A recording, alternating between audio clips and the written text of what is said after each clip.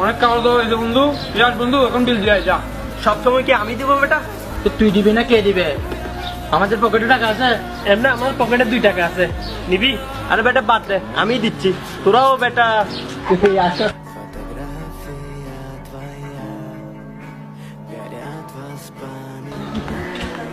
এই পিয়াস, জি আব্বু। তুই কাদের সাথে মিশতেছিস বাবা? এগুলো কেন? আমার বন্ধুই তো। এগুলো একটাও ভালো বন্ধু না। তোর টাকা পয়সার জন্য তোর সাথে বন্ধুত্ব করছে। এইসব খারাপ বন্ধু তোর খারাপ সময় কাজে আসবে না। বন্ধুগুলা ছেড়ে দে। ঠিক আছে বাবা।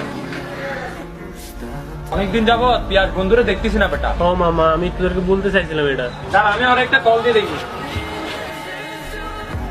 রিং করতেছে কিন্তু বেটা রিসিভ করতেছে না কল। আচ্ছা টাকা বাদ দে। বাদ দে।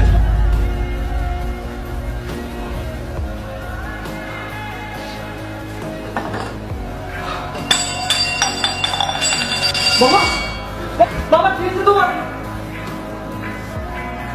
কাকে কল দি? আঙ্কেল। হ্যালো আঙ্কেল, আপুর কি হয়েছে কিছু জানি না। আপু তো কিছু বলতেছে না। এখন তো রাত 2টা বাজে, গাড়ি পাবো? আচ্ছা আমি আসতেছি বাবা, গাড়ি পাইলে টেনশন নিও না, আমরা আঙ্কেল কে আদৌ আসবে?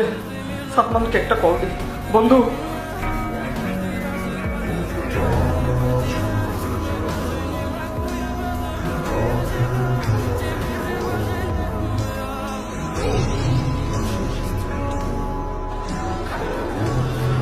আপু কিরকম করতেছে? আঙ্কেল বন্ধু, এটা কি হয়ে গেছে? বেটা এখন কান্না করার সময় না। ওনার তোর বেটা হসপিটাল নিতে হবে।